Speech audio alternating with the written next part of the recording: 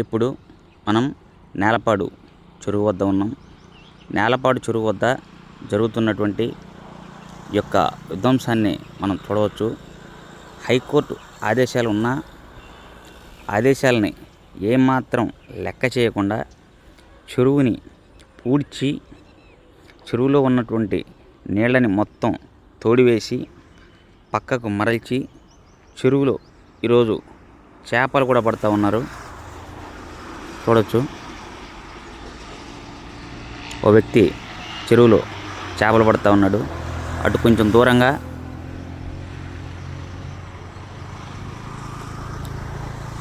చెరువులోంచి నీళ్లు తోడటానికి ఉపయోగించినటువంటి ట్రాక్టర్ ఒకటి ఉంది.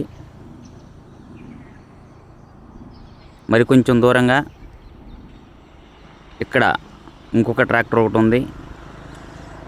హైకోర్టు ఆదేశాలు ఉన్నా కానీ హైకోర్టు ఆదేశాలను ఏమాత్రం పట్టించుకోకుండా చెరువులో ఉన్నటువంటి నీళ్లను ఖాళీ చేసి చెరువుని పోచడం అనేది చట్ట వ్యతిరేకమైన చర్యగా మేము భావిస్తూ ఉన్నాం.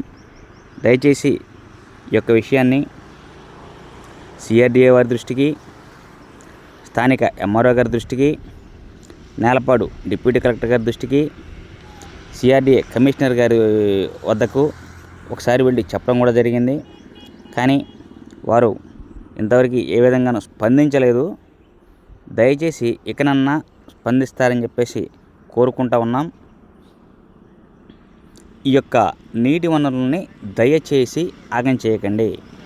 ఈరోజు మనం ఏదో అభివృద్ధి అభివృద్ధి అభివృద్ధి అని చెప్పేసి ఉన్న నీటి వనరులను మొత్తం కూడాను ఈ విధంగా మనం ధ్వంసం చేసుకుంటూ పోతూ ఉంటే భవిష్యత్ తరాలకి నీరు అనేది ఒక బ్రహ్మ పదార్థంగా తయారవుతుంది. నీరు దొరకని పరిస్థితుల్లో మళ్ళా తిరిగి ఈ యొక్క ప్రజలు వెళ్తారు కనుక దయచేసి నీటిని నీరుగా ఉంచండి. ఇక్కడ మనం చూడవచ్చు, ఇటువైపు చెరువులో నీరు ఉన్నాయని చూడవచ్చు.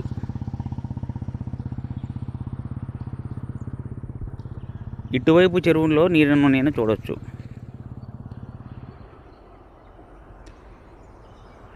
నీరు తోడిన తర్వాత నీరు కింద ఉన్నటువంటి బురద ఇది కొంచెం జూమ్ చేసి చూపిస్తున్నాను, చూడాలి. దయచేసి నీటి వనరులను కాపాడండి, ఆ ప్రకృతి వనరులను కాపాడండి. భవిష్యత్ తరాలకు నీరు దొరకకుండా చేయకండి.